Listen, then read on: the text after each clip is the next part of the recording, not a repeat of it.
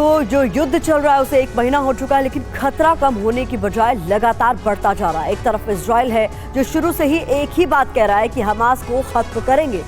एक बार फिर से इजरायली प्रधानमंत्री ने ऐलान किया है कि हमारे लिए विजय ही अंतिम विकल्प है और जब तक हम जीत हासिल नहीं करेंगे तब तक रुकेंगे नहीं। इजराइल के इस रुख से सबसे ज्यादा तनाव में है लेबनान, क्योंकि यहाँ बॉर्डर पर 2006 के बाद सबसे विस्फोटक हालात बन गए हैं। इसलिए लेबनान ने अमेरिका से कहा है कि अब इजराइल को रोक लो, नहीं तो नई जंग की शुरुआत हो जाएगी। इसकी पूरी डिटेल्स आपके सामने हम रखेंगे। साथ में बात करेंगे ज़ेलेंस्की की सबसे बड़ी चिंता पर कि आखिर कैसे गाजा के युद्ध से ज़ेलेंस्की को यूक्रेन के भविष्य की चिंता अब सताने लगी है। क्या इजराइल और हमास की जंग के पीछे रशिया है? क्या अमेरिका रूस की जाल में फंस गया है? ज़ेलेंस्की के एक बयान से ऐसे कई सवाल उठ खड़े हुए हैं, इसे भी समझने की कोशिश करेंगे। लेकिन शुरुआत कर रहे हैं हम बड़ी खबर के साथ, और बड़ी खबर आपको बता दें जहां पर यरूशलेम में आईडीएफ का ऑपरेशन इस वक्त जारी है। गिरफ्तारी के वक्त महिला का हंगामा देखा गया है। आईडीएफ जवानों ने महिला को घसीट कर पकड़ा है। आईडीएफ की छापेमारी में गुस्से में लोग नजर आ रहे हैं। तस्वीरें आप देखिए। हमने आपको बताया था इससे पहले भी कि आईडीएफ लगातार रेड कर रही है अलग अलग इलाकों में, और इसी रेड के दौरान जब एक महिला को पकड़ा गया तो क्या हुआ, तस्वीरों में देखिए।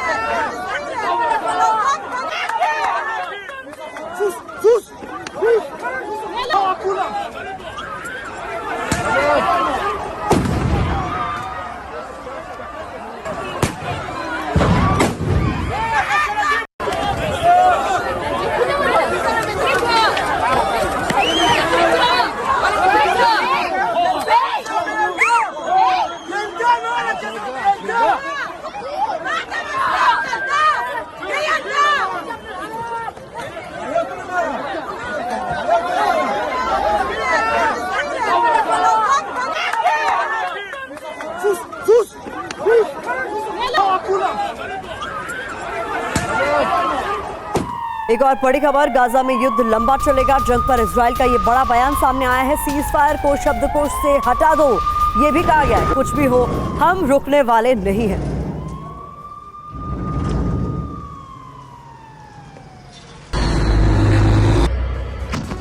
और इस बीच इजराइल के 4 संकल्प क्या हैं वो भी हम आपको बताने जा रहे हैं। पहला संकल्प हमास का खात्मा है, दूसरा टेरर नेटवर्क का अंत, बंधकों की वापसी भी एक संकल्प है, और जीत ही विकल्प है, ये भी साफ कर दिया गया। यानी कुछ भी हो जाए सीज फायर नहीं होगा, ये इजराइल की तरफ से साफ कर दिया गया। और इसको लेकर इजराइल के 4 संकल्प है, जब तक पूरे नहीं हो जाते तब तक ये ऑपरेशन, ये जंग चलती रहेगी। इस बीच अगली बड़ी खबर आपके सामने, जहां गाजा पर पिछले 24 घंटे में विध्वंसक अटैक को लेकर खबर सामने आ रही है।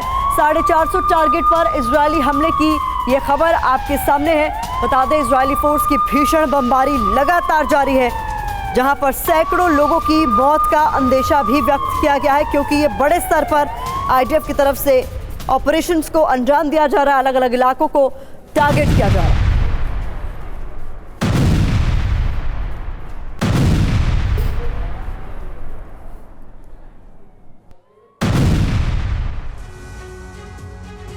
तो गाजा में एक बार फिर से विध्वंस है, तस्वीरें भी इसकी गवाही दे रही हैं। इस बीच कुछ जरूरी जानकारी आपके सामने जल्दी से हम रख देते हैं। बता दें गाजा पर 24 घंटों के अंदर 450 अटैक की खबर सामने आई है। तस्वीरें भी हम आप तक पहुंचा रहे हैं। इजरायली एयरफोर्स और नेवी ने हमले किए हैं, और ये बड़े स्तर पर किए गए हमले हैं। इसके अलावा आपके लिए समझना जरूरी है कि निशाने पर कौन कौन रहा। Military headquarters, anti tank post, observation post, स्थानीय इंफ्रास्ट्रक्चर, इनको टारगेट किया गया। इन हमलों में बहुत महत्वपूर्ण जानकारी, कई रिहायशी बिल्डिंग को भी इसमें भारी नुकसान पहुंचा है। जितने बड़े स्तर का ये हमला है, सेंट्रल गाजा के डेर अल बला में भी बड़े हमले की खबर सामने आई है। तो गाजा में एक बार फिर से विध्वंस की स्थिति बनी हुई है।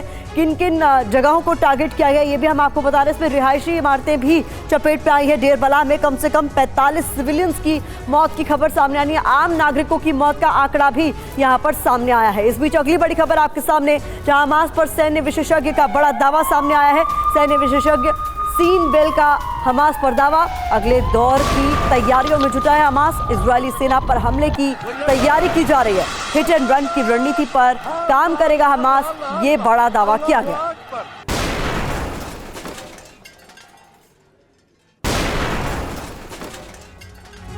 सवाल यहां पर उठ खड़ा होता है कि इस चेतावनी को किस तरीके से लिया जाना चाहिए, आखिरकार क्या करेगा हमास, अगला वॉर प्लान क्या है? तो बता दें, हमास मरेगा या मारेगा, गुरिल्ला हमले होंगे ये माना जा रहा है, फिदाइन अटैक होंगे इसकी भी आशंका व्यक्त की जा रही है, बारूदी सुरंग और साथ ही साथ सभी रास्तों में आईडी लगाने का हो सकता है कि प्लान हो, मैनपैड से अटैक, साथ ही साथ इसके अलावा हिट एंड रन का प्लान भी तैयार किया जा चुका है, गुप्त ठिकानों से हमलों की भी तैयारी मानी जा रही है, साथ ही साथ अंडरग्राउंड दस्ते भी तैयार है, हमास के लंबे युद्ध का प्लान है ये भी माना जा रहा है। तो क्या करेगा हमास, इसको लेकर रणनीति आपके सामने हमने रखी है। इस बीच एक और बड़ी खबर आपके सामने रख दे, बहुत बड़े नुकसान से बचा इजराइल। तेल अवीव में रॉकेट अटैक किया गया था जिसे नाकाम कर दिया गया है। चिल्ड्रन जोन के पास दरअसल ये रॉकेट जाकर गिरा था, महज 50 मीटर दूर गिरा था ये रॉकेट। आयरन डोम ने इस हमले को नाकाम कर दिया, इस रॉकेट को मार गिरा।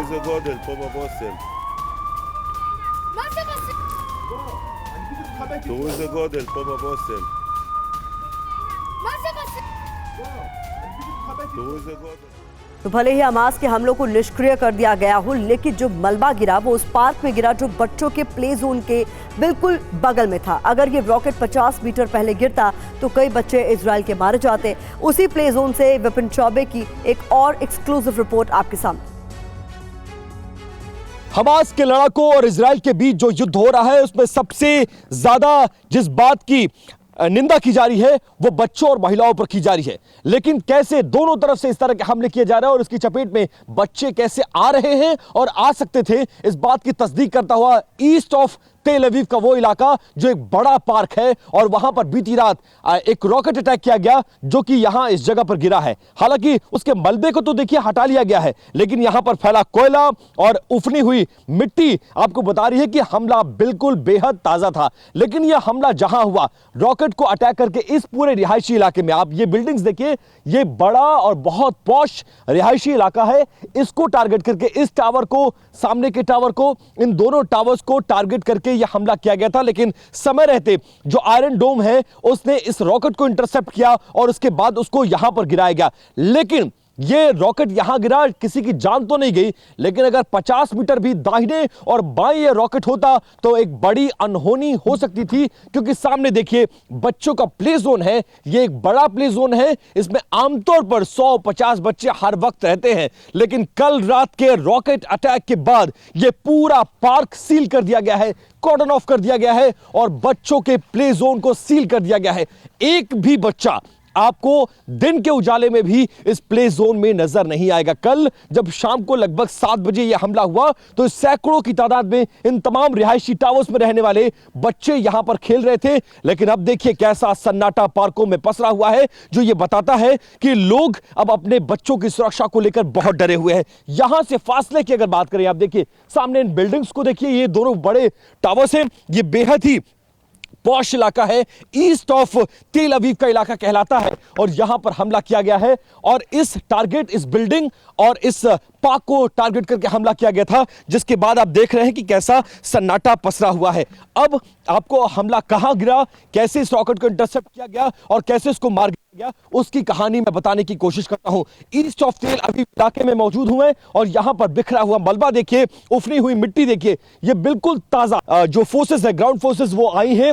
उसके बाद यहां जो रॉकेट का मलबा गिरा था उस मलबे को हटाया गया है और एडवाइजरी जारी की गई है कि इन बिल्डिंग्स में रहना भी असुरक्षित है और इस पार्क में अपने बच्चों को ना भेजें, क्योंकि जो हमास के लड़ाके हैं वो रिहायशी इलाके को टारगेट कर रहे हैं ताकि ज्यादा से ज्यादा मानव क्षति हो और इजराइल दबाव में आए। लिहाजा सन्नाटा आप बिल्डिंग्स में देखिए, पार्क्स में देखिए, रोड में देखिए और तो और बच्चों के प्ले जोन में भी आपको इसी तरह का सन्नाटा नजर आएगा, जो ये बता रहा है कि युद्ध चरम पर जा रहा है, तनाव बढ़ता जा रहा है और दोनों मुल्कों के बीच अब रिहायशी इलाकों में टारगेट करके हमला किया जा रहा था कि दबाव बनाया जा सके। क्योंकि जो इजराइल का तर्क है वो ये तर्क है कि हमास के लड़ाके रिहायशी इलाकों में स्कूल, अस्पताल, मस्जिद, इन तमाम चीजों का सहारा लेकर छिपे हुए हैं और वहां से रह रहकर अटैक कर रहे हैं। बार बार एडवाइजरी जारी की जा रही है कि नॉर्थ का इलाका खाली करिए, साउथ की तरफ, साउथ का इलाका करिए, नॉर्थ की तरफ जाइए, लेकिन इजराइल में ऐसी कोई एडवाइजरी नहीं है। हमास बिना एडवाइजरी के इस तरह के हमले कर रहा है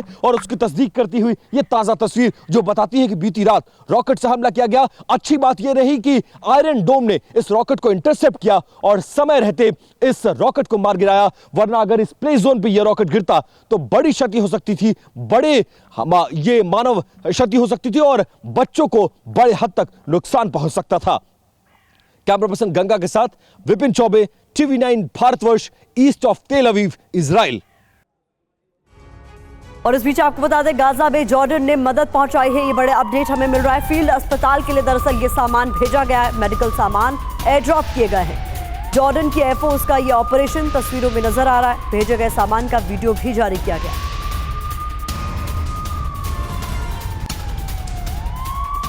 और इस बीच यरूशलेम में आतंकी हमले से हड़कंप मच गया है। 2 इजरायली नागरिकों पर चाकू से हमला हुआ है। ये तस्वीरें आप देखिए किस तरीके से इस पूरे इलाके में हड़कंप की स्थिति है। चाकू चलाने वाला, हालांकि जो हमलावर था वो मारा गया।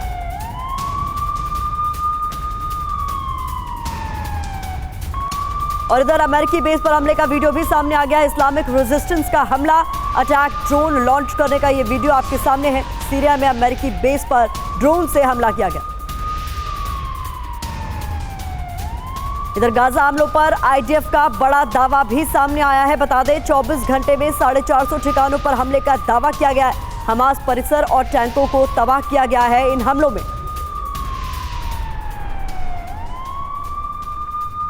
बड़ी खबर सामने आ रही है। गाजा में हमास के एक और ठिकाने पर इजराइल ने कब्जा कर लिया है। ग्राउंड फोर्स की गाजा में इसे बड़ी कार्रवाई के तौर पर देखा जा रहा है। आईडीएफ ने इसका वीडियो भी जारी किया है। आईडीएफ के ऑपरेशन में कई हमास लड़ाके भी मारे गए।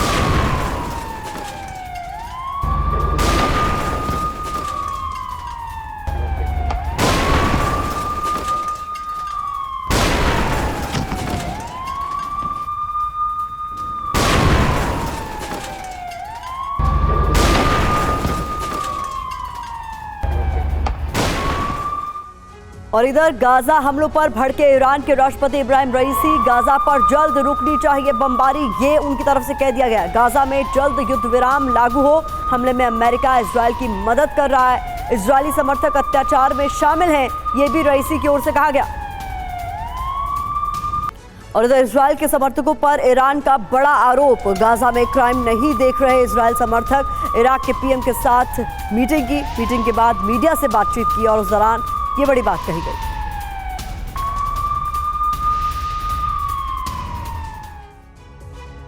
तो आइए देखते हैं कि ईरान और इराक की ज्वाइंट प्रेस कॉन्फ्रेंस में दोनों देशों के राष्ट्र प्रमुखों की ओर से क्या कुछ कहा गया है। जानकारी आपके सामने है, देखिए क्या कहा गया है। ये हम आपको बता रहे हैं। इजराइल को इंटेलिजेंस और हथियार दे रहा है अमेरिका, ये बड़ी बात कही गई है। साथ ही साथ अमेरिकी मदद की वजह से ही इजराइल का हौसला बढ़ा है। इसके अलावा कहा गया अमेरिका गाजा में इजरायली अपराध को नहीं देख रहा है, उसे इग्नोर कर रहा है। इसके अलावा इजराइल के बाकी समर्थकों ने भी अपनी आंखें मूंद रखी हैं। ये भी कहा गया जो कुछ गाजा में हो रहा है उसके नतीजे भयावह हो सकते हैं, ये बड़ी बात भी कही गई है। ईरान और इराक के जो राष्ट्र प्रमुखों की प्रेस कॉन्फ्रेंस है उसके महत्वपूर्ण बिंदु आपके सामने हम रख रहे थे।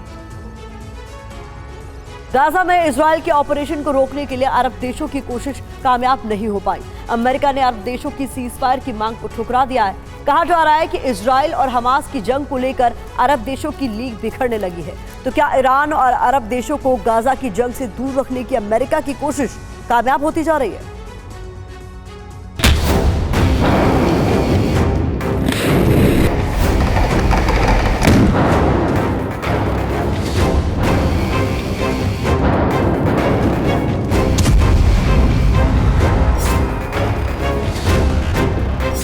क्या इजराइल पर अरब देशों में पड़ गई फूट?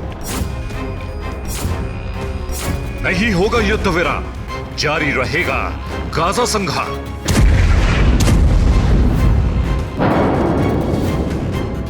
अरब लीग में बिखराव, हमास का होगा विनाश।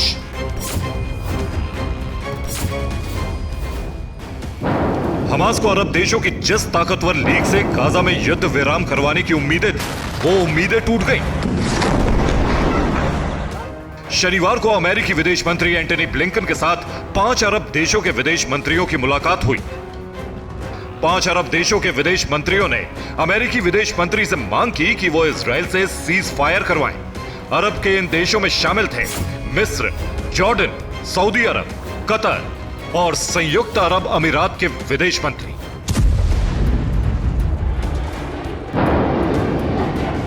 लेकिन ब्लिंकन ने अरब देशों के नेताओं से साफ कह दिया कि अभी सीज फायर नहीं हो सकता, क्योंकि सीज फायर से हमास मजबूत होगा और भविष्य में बड़ा खतरा बनकर उभरेगा। इसके बाद ब्लिंकन ने लेबनान के प्रधानमंत्री से भी मुलाकात की। ब्लिंकन फिलिस्तीन के राष्ट्रपति से भी मिले।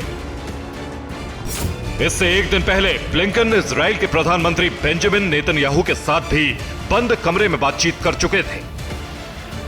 फिलिस्तीनी मीडिया रिपोर्ट्स में यह माना जा रहा है कि अमेरिका अरब देशों को इजराइल के खिलाफ इकट्ठा नहीं होने दे रहा है, ताकि अरब देश और ईरान इस जंग में न कूदें।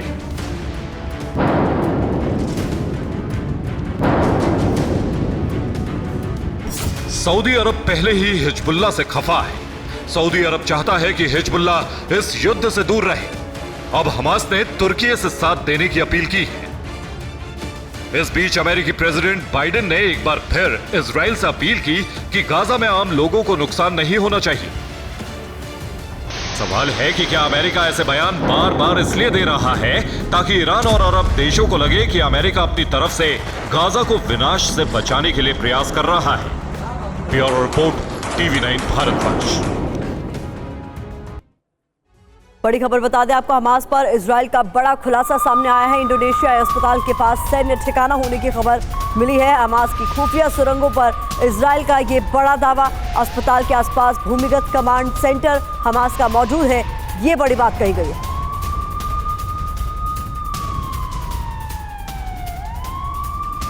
और एक और बड़ी खबर इस बीच सामने आ रही है। 7 अक्टूबर के हमले का दरअसल एक और वीडियो सामने आ गया है। स्टेरोड पुलिस थाने पर हमले का ये वीडियो बताया जा रहा है, जहां दर्जनों लड़ाकों ने थाने पर हमला किया था। ये तस्वीरों में साफ तौर पर नजर आ रहा है। आपको दर्जनों लड़ाके भागते हुए नजर आएंगे। अल कस्साम ब्रिगेड की ओर से यह हमला किया गया था। 7 अक्टूबर को जब हमला हुआ था, उसका एक और वीडियो अब सामने आ रहा है।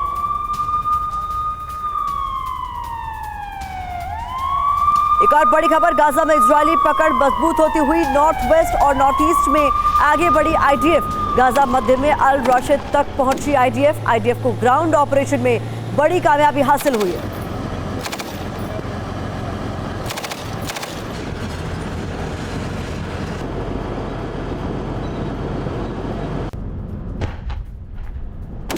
एक और बड़ी खबर आपके सामने, जहां 7 अक्टूबर के हमले का एक और वीडियो सामने आया है। स्टेरोड पुलिस स्टेशन पर हमले का ये वीडियो है, जिसमें दर्जनों लड़ाकों ने थाने पर हमला किया था। ये तस्वीर आपके सामने।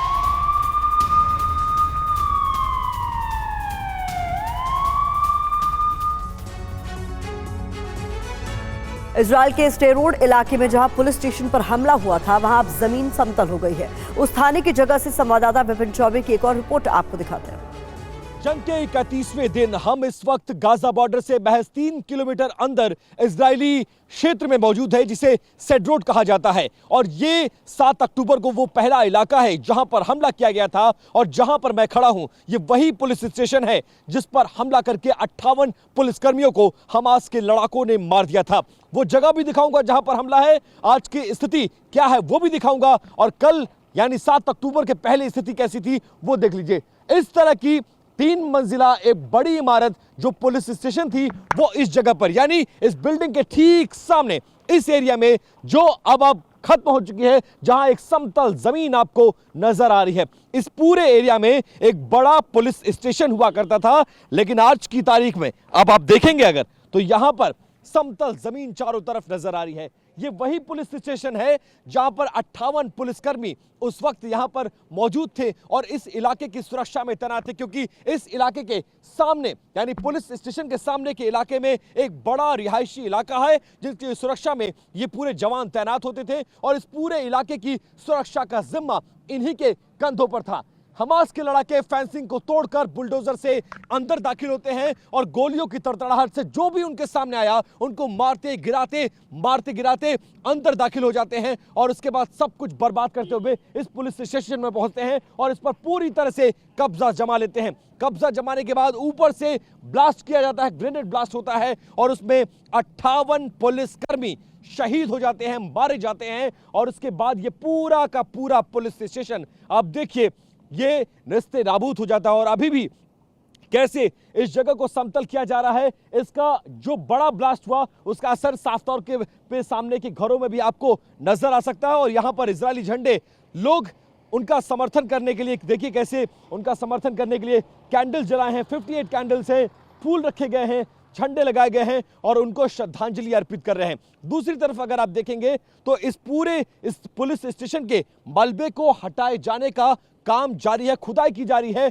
और यह सुनिश्चित किया जा रहा है कि अब यहां से सब कुछ हटाया जाए, क्योंकि दोबारा से कंस्ट्रक्शन होगा। लेकिन उस ब्लास्ट में कैसे पुलिस स्टेशन के बैरियर्स टूटे, कैसे आप वो सरिया आपको नजर आएंगे, सामने पुलिस स्टेशन का बोर्ड नजर आएगा और उसके पीछे पूरे का पूरा रिहायशी इलाका यहां पर आपको नजर आएगा। ये सब कुछ उस हमले में खत्म हो गया और 31वें दिन बाद अब सीधे का सीधा आपको मलबा भी यहां से हटा लिया गया है और सिर्फ जमीन नजर आ रही है। यहां पर दोबारा से इस एरिया में घुसने के लिए यहां पर पुलिस से परमिशन लेनी होती है। फिलहाल किसी का आने जाने पर मनाही है। इस पूरे इलाके को अगर आप देखेंगे, प्रेस पर्सनल्स के अलावा किसी को यहां आना अलाउड नहीं है, या फिर जो कंस्ट्रक्शन चल रहा है उससे जुड़े हुए लोग यहां पर आ सकते हैं। पूरे का पूरा इलाका खाली है। फिलहाल घोस्ट विलेज जैसी सिचुएशन यहां पर नजर आ रही है और उसके बाद अब आगे के इलाके में ऑपरेशन जारी है। गाजा की सीमा में आईडीएफ के लड़ाके दाखिल हो चुके हैं। लगभग 16 किलोमीटर के अंदर तक यह ऑपरेशन हो चुका है और जैसे जैसे जो लड़ाके सामने आते जा रहे हैं उनको खात्मा करते हुए, क्योंकि पीएम नेतन्याहू ने यह साफ कर दिया था कि हम अब गाजा को जीत कर ही दम लेंगे, क्योंकि यह युद्ध उन पर थोपा गया था और जब तक जीत नहीं हो जाती है तब तक वो इस ऑपरेशन को आगे चलाते रहेंगे, आईडीएफ आगे बढ़ती रहेगी। कैमरा पर्सन गंगा के साथ विपिन चौबे, TV9 भारतवर्ष, सेड्रोट, इजराइल। और इस बीच बड़ी खबर सामने आ रही है, जहां बंधकों पर थाईलैंड के पीएम ने बयान दिया है। थाईलैंड के रहने वाले 24 बंधक हमास की कैद में जिंदा है। हमारे पास बंधकों के जिंदा होने के सबूत हैं। तस्वीरों से पता चला है कि वो जिंदा है।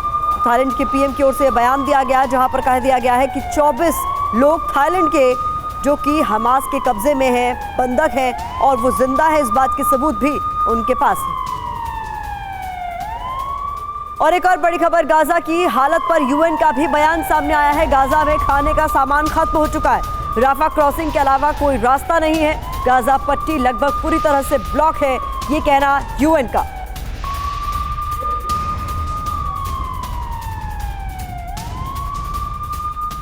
और एक और बड़ी खबर सामने आ रही है, इजरायली हमले में हमास का कमांडर मारा गया है। जमाल मूसा की बमबारी में मौत की खबर सामने आ रही है। जमाल पर थी स्पेशल सिक्योरिटी की जिम्मेदारी। खान यूनिस में बमबारी के दौरान जमाल मूसा मारा गया। हमले में कई फील्ड कमांडर्स के मारे जाने की खबर भी सामने आ रही है।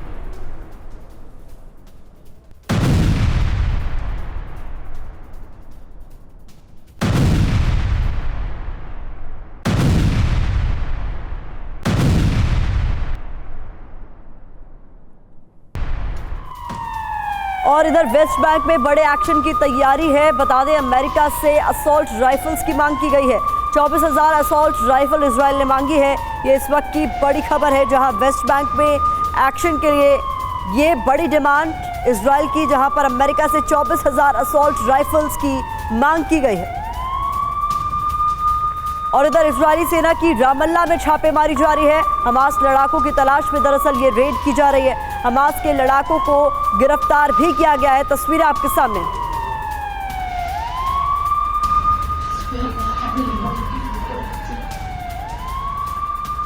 और इधर इजराइल पर हिजबुल्लाह भड़क गया है। हमलों की कीमत चुकानी होगी, ये कहना हिजबुल्लाह का। आम लोगों पर हमले बर्दाश्त नहीं। आईडीएफ के हमले में 3 बच्चों की मौत की खबर सामने आई थी। बच्चों की मौत पर दरअसल हिजबुल्लाह ने यह बयान दिया है कि हमलों की कीमत चुकानी होगी।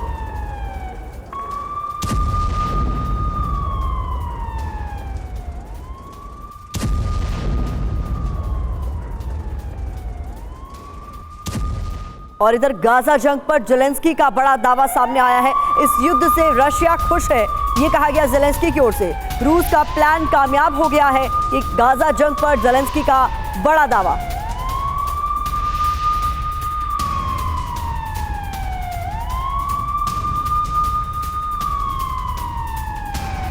तो ये बड़ा दावा जेलेंस्की की ओर से किया गया है, जिसमें कहा गया है कि इजराइल जंग से रशिया खुश है। जिस तरीके से इजराइल जंग लड़ रहा है, जेलेंस्की का ये जो बड़ा दावा है, इसको लेकर कुछ जानकारी आपके सामने हम रखने जा रहे हैं। बता दें, जेलेंस्की के दावे में दुनिया को बांटना ही रूस का मकसद है, ये बड़ी बात भी निकलकर सामने आई है, जेलेंस्की की ओर से कहा गया है। इसके अलावा क्या कुछ कहा गया है, ये आरोप लगाते हुए कि इजराइल की जंग से दरअसल रशिया खुश है, उसका जो मकसद है वो पूरा हो रहा है, यूक्रेन से ध्यान हटाने की साजिश है ये भी जेलेंस्की ने कह दिया है। दुनिया को दूसरी जंग में उलझा दिया गया है और ये साजिशन हुआ है, ये कहा गया है। पहले यूक्रेन फिर मिडिल ईस्ट में विवाद खड़ा किया गया ताकि यहां से ध्यान भटक सके। रूस अपने प्लान पर आगे की ओर बढ़ रहा है, सक्सेसफुल हो रहा है। हमारे लिए अमेरिकी फंडिंग बेहद अहम है, ये भी जेलेंस्की ने साफ किया। और अभी कुछ समय पहले हमने आपको बताया था किस तरीके से अमेरिका का भी फोकस शिफ्ट हुआ है। यूक्रेन के कमजोर होने से यूरोप में अस्थिरता और इसके अलावा इसके बाद रूस का बड़े टारगेट पर फोकस, ये तमाम बातें जेलेंस्की की ओर से कही गई हैं। हम सबको एकजुट और मजबूत रहना होगा, तो ये तमाम बड़ी बातें उनकी तरफ से कही गई है। अब जेलेंस्की के बयान से बड़े सवाल भी उठ खड़े हुए हैं कि क्या रूस इस विवाद में सीधी भूमिका निभा रहा है, क्योंकि 5 बड़े संकेत नजर आ रहे हैं जिससे साफ हो रहा है कि हमास के साथ पुतिन का हाथ है। पहला ये कि रूस अब वैगनर के जरिए सीधे हथियार भी भेज सकता है, क्योंकि रूस समर्थित वैगनर आर्मी ने बड़ा ऐलान कर दिया है कि वो हिजबुल्लाह को हाईटेक एयर सपोर्ट देने जा रहे हैं। अब किसी भी वक्त हिजबुल्लाह के पास डिफेंस सिस्टम पहुंच सकता है। इसके अलावा संकेत ये है कि रूस ईरान के साथ मिलकर ड्रोन बना रहा है कि ड्रोन हिजबुल्लाह से होकर हमास तक भी पहुंच सकते हैं। और चौथे संकेत की बात करें तो हमास डेलीगेशन का मॉस्को दौरा, जिसे लेकर कई तरह के कयास लगाए गए। और 5वां संकेत यह है कि मानवीय मदद यानी दवाओं और जरूरी सामान के लिए डायरेक्ट सपोर्ट। ये तमाम जानकारी आपके सामने रखने का मकसद ये है क्योंकि जो आरोप लगातार लगाए जा रहे हैं जेलेंस्की की तरफ से, उसको कहीं ना कहीं बल मिलता हुआ नजर आ रहा है। इस बीच अगली बड़ी खबर आपके सामने है। गाजा में आईडीएफ को बड़ी कामयाबी मिली है। हमास के एक बड़े गढ़ पर कब्जे की खबर सामने आ रही है। ऑपरेशन के दौरान हमास के कई लड़ाके भी मारे गए हैं। आईडीएफ ने ऑपरेशन का वीडियो भी जारी किया।